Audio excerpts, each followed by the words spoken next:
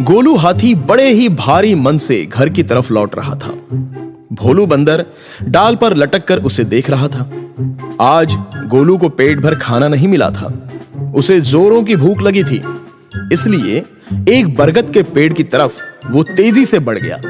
भोलू ने उसे टोका। भोलू बंदर बोला, अरे गोलू भाई, बड़ी जल्दी में भागे जा रहे हो, क्या बात है? रुक भी नहीं पा रहे हो? अरे भोलू, मैं क्या बोलूं? तुम तो जानते हो कि भूख मुझसे बर्दाश्त नहीं होती। तुम छोटे पेट वाले हो, झट से खाकर कूद फांद रहे हो। मेरा बड़ा पेट जल्दी भरता ही नहीं है, खाए बिना दिमाग काम करता ही नहीं है। कई जगह खाया पर कुछ काम नहीं आया। अब बरगद के पास चला आया। गोलू ने बरगद की पत्तियों और टहनियों को खाना शुरू कर दिया। कुछ देर खाने के बाद उसने अपना पेट भर लिया। वो पेड़ के तने से मस्ती करने लगा। भोलू बंदर भी आकर उछलने लगा। अचानक गोलू हाथी के कानों में कुछ आवाजें आने लगी और उसने मुड़कर देखा तो एक पेड़ के नीचे कुछ जानवर खड़े होकर पेड़ के ऊपर देख रहे थे और आपस में बातें कर रहे थे। गोलू के कदम उसी तरफ बढ़ गए। वहां पेड़ के ऊपर एक पतंग के धागे में फंसा हुआ कौवा लटक कर छटपटा रहा था। वो बार बार पंख फड़फड़ा रहा था, बचने के लिए गुहार लगा रहा था, लेकिन कोई उसे बचाने के लिए नहीं पहुंच सका था। गोलू ने देखा तो उसे दया आ गई। वो कौवे को हर कीमत पर बचाना चाहता था। इतने में भोलू बंदर भी उछलकर सामने आ गया।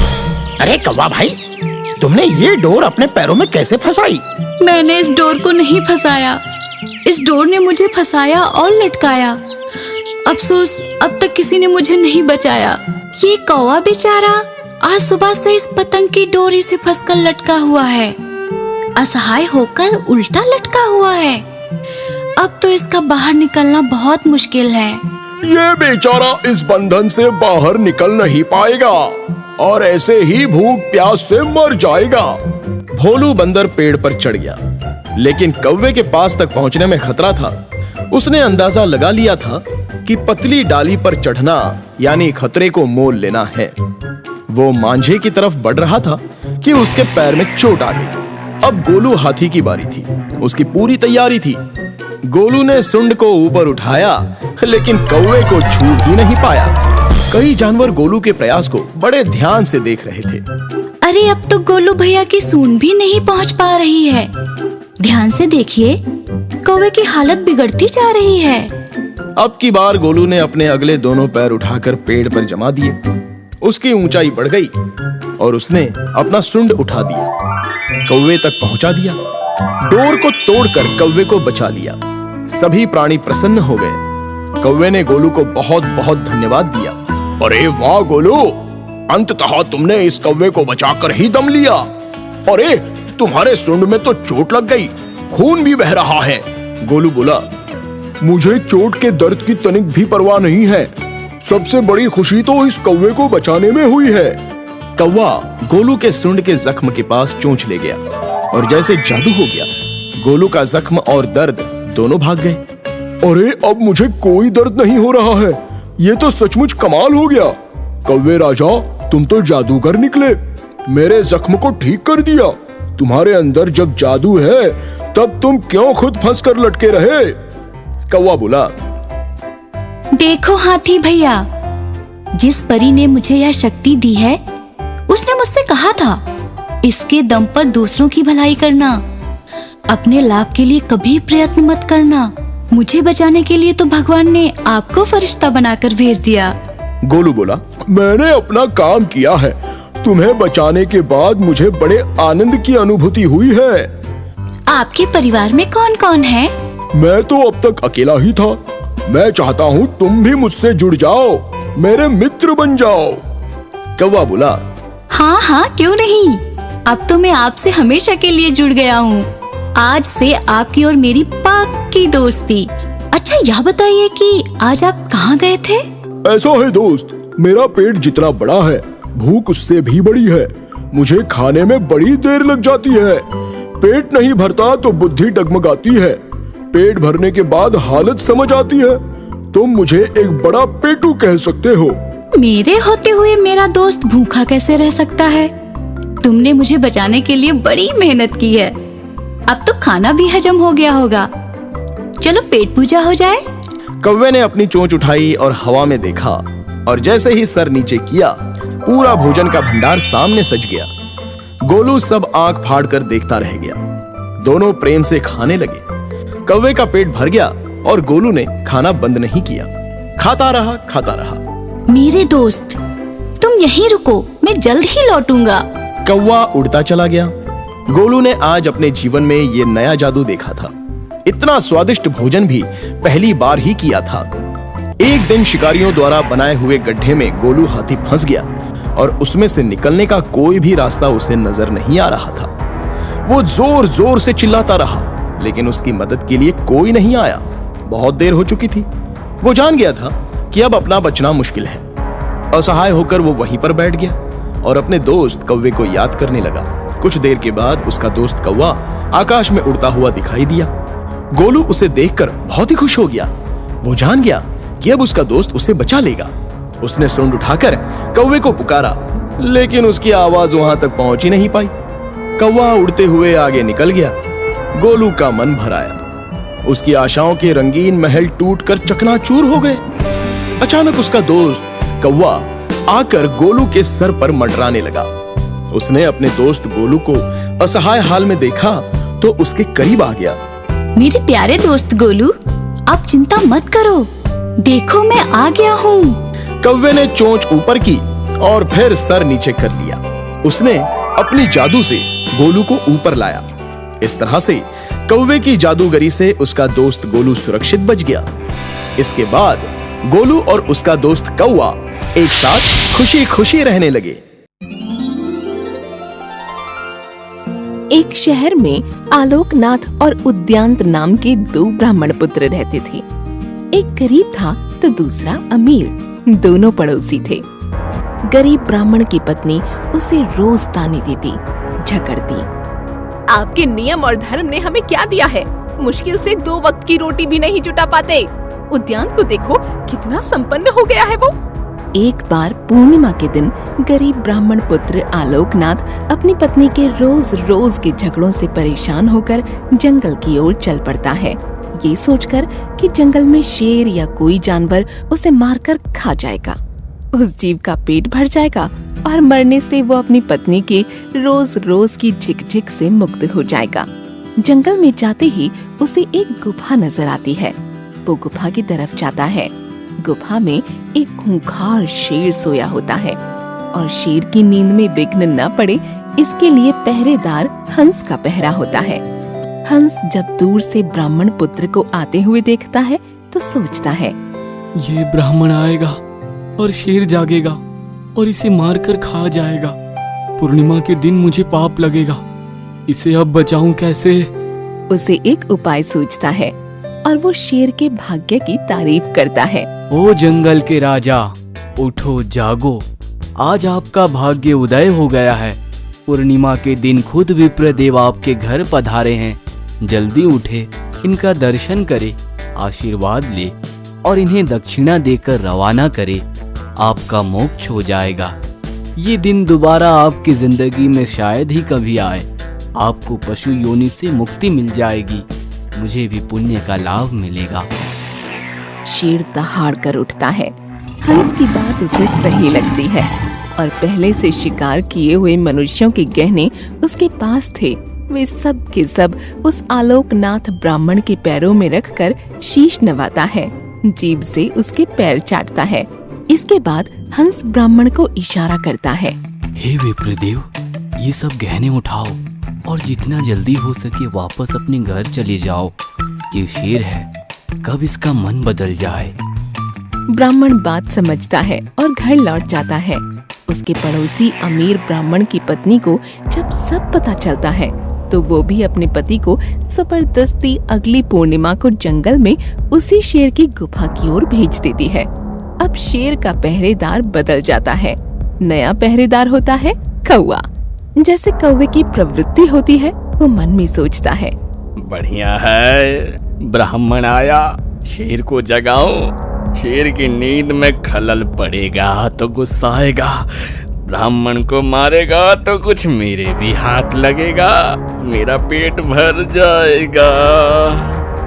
ये सोचकर वो कौवा कांव कांव चिल्लाता है। शेर गुस्सा हो जाता है। ब्राह्मण पर उसकी नजर पड़ती है। उसे हंस की बात याद आ जाती है। वो समझ जाता है कौवा क्यों कांव कांव कर रहा है। वो अपने पूर्व में हंस के कहने पर किए गए धर्म को खत्म नहीं करना चाहता, पर फिर भी शेर तो शेर होता है, जंगल का राजा। वो दहाड़ कर ब्राह्मण को कहता है, हंस सरोवर तजी गए काज है पहरेदार, विप्र बचाओ प्राण अब, निज गृह करो सिधार। इसका अर्थ था हंस जो अच्छी सोच वाले, अच्छी मनोवृत्ति वाले थे, उड़कर सरोवर को चले गए हैं, और अब कौवा प्रधान पहरेदार है जो मुझे तुम्हें मारने के लिए उकसा रहा है। मेरी बुद्धि घूमे उससे पहले ही हे ब्राह्मण यहाँ से चले जाओ। शेर किसी का जजमान नहीं हुआ है, वो तो हंस था जिसने मुझ शेर से भी पुण्य करवा दिया। दूसरा ब्राह्मण सारी बात समझ जाता है और डर के मारे तुरंत प्राण बचाकर अपने घर की ओर चला जाता है। कहने का मतलब है दोस्तों, ये कहानी आज के परिप्रेक्ष्य में भी सटीक बैठती है। हंस और कौवा कोई और नहीं, हमारे ही चरित्र हैं। कोई किसी का दुख देख दुखी होता है और उसका भला सोचता है, वो हंस है। और जो किसी को दुखी देखना चाहता है, किसी का सुख जिसे सहन नहीं होता, वो कौवा है। जो आपस में मिलजुल कर भाईचारे से रहना चाहते हैं, वे हंस प्रवृत्ति के हैं। जो झगड़े कर एक दूसरे को मारने लूटने की प्रवृत्ति रखते हैं, वे कौवे के प्रतीक होते हैं। ऐसी प्रवृत्ति के लोग किसी का अनहित छोड़ हित नहीं करते हैं। अपने आसपास छुपे बैठे कौवों को पहचानें, उनसे दूर रहें, और जो हंस प्रवृत्ति के हैं उनका साथ करो। इसी में आपका व हम सबका कल्याण छुपा है। लेखक हरिशंकर पांडेय। एक बड़ी नदी के किनारे एक वृक्ष पर कई प्रकार के पक्षी रहते थे। उनके बीच में एक सारस और एक कौवा भी रहते थे। सारस नेक, परोपकारी, परिश्रमी और दयालु था, परंतु कौवा बहुत ही स्वार्थी, दुष्ट, आलसी और निर्दयी था। वो अपने बच्चों को घोंसले में छोड़कर दिन भर इधर उधर घूमता रहता था। सारस हर किसी की मदद करता था, सबके संपर्क में रहता था। एक दिन कोयल उड़कर सारस के पास आ गई। सारस भैया, मेरे एक बच्चे की तबीयत ठीक नहीं है, जरा देख लेते तो अच्छा होता। चलो छोटे चुन्नू को देख लेता हूँ, कल तक बहुत हंस खेल रहा था। सारस कोयल के बच्चे के पास पहुंच गया और उससे पूछने लगा, क्या हुआ चुन्नू, बहुत चुपचाप बैठे हो? रुक जाओ, अभी मैं औषधि लाता हूँ, तुम्हें खिलाता हूँ, तुम उछलने लगोगे। सारस वहां से तुरंत उड़ा और पास जंगल में जाकर जड़ी बूटी लेकर कोयल के घोंसले के पास आ गया। उसने कोयल के बच्चे को जड़ी बूटी खिलाई। सारस बोला, तुम तो एकदम बहादुर बच्चे हो, अब दवा पी जाओ, बीमारी भाग जाएगी। सारस की बात सुनकर चुन्नू भैया मुस्कुराने लगे। एक दिन कौवा कहीं दूर चला गया था। सारस वहीं पर पेड़ के पास बैठा था। एक बाज कहीं से उड़ते हुए आया और उसी पेड़ पर बैठ गया। उसने देखा कि कौवे के घोंसले में कौवा है ही नहीं। दो बच्चे उदास होकर बैठे थे। बाज उनके पास गया और उन्हें डराने लगा। बच्चे उससे डरकर चिल्लाने लगे, तुम यहाँ से चले जाओ, सारस काका हमें बचाओ, यह बाज हमें मार देगा। सारस झट से उड़कर कौवे के घोंसले के पास पहुंच गया और बोला, डरो नहीं बच्चों, मैं आ रहा हूँ, अभी इस बाज की खबर लेता हूँ। उसने बाज को भी ललकारा, ए बाज, यहाँ से चला जा, वरना मुझसे बुरा कोई नहीं होगा।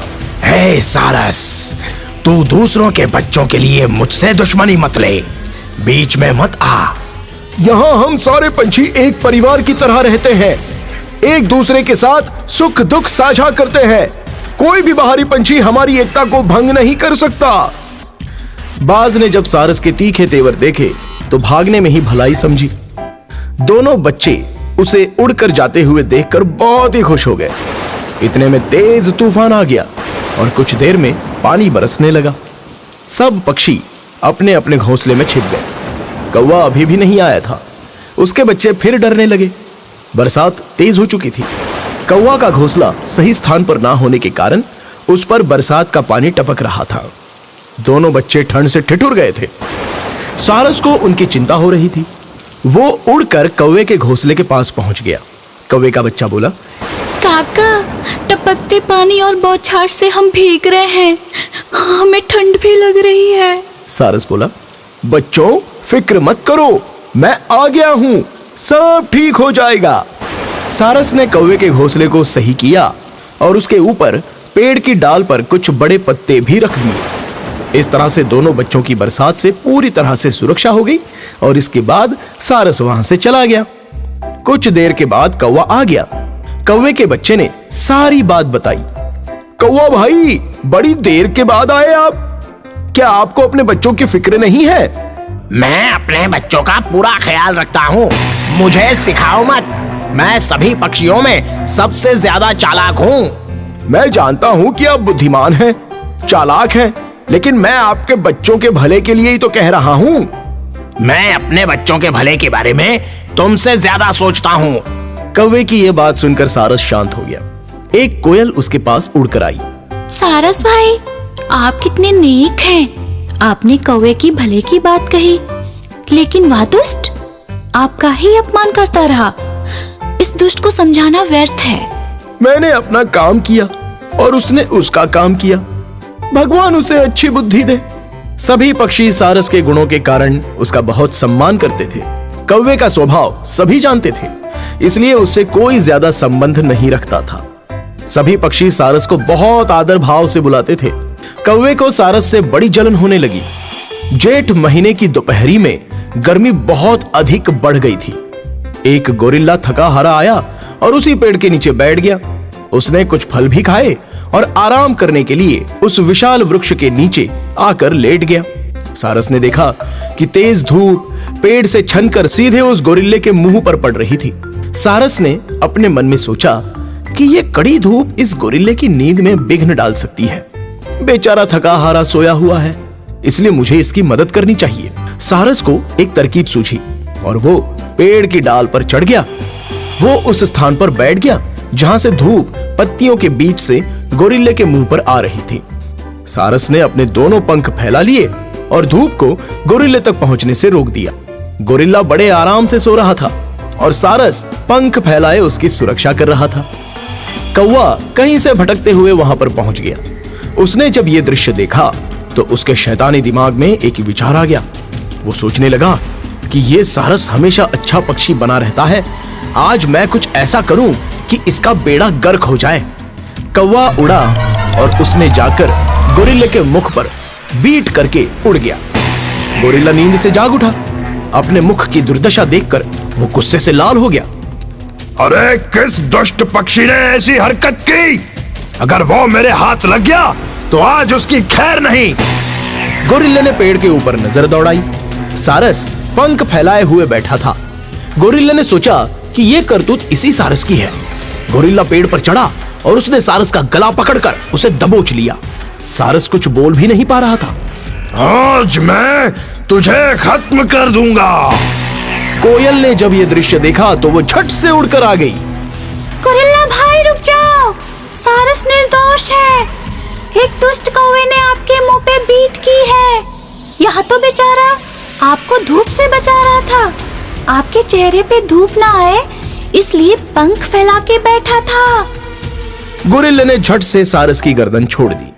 कोयल बहन, बहुत अच्छा हुआ जो तुमने मुझे ये सच्चाई बता दी, वरना आज मुझसे एक निर्दोष और नेक पक्षी का कत्ल हो जाता।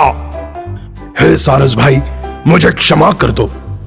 ऐ दुष्ट कौवे, रुक जा। आज तेरा आखिरी दिन आ गया है। अब तुझे इस जंगल में कोई सम्मान नहीं मिलेगा। मेरे हाथ मिल गया तो सीधे शमशान मिलेगा। कौवा उड़कर इधर उधर उड़ता रहा। हर पक्षी ने उसका बहिष्कार कर दिया।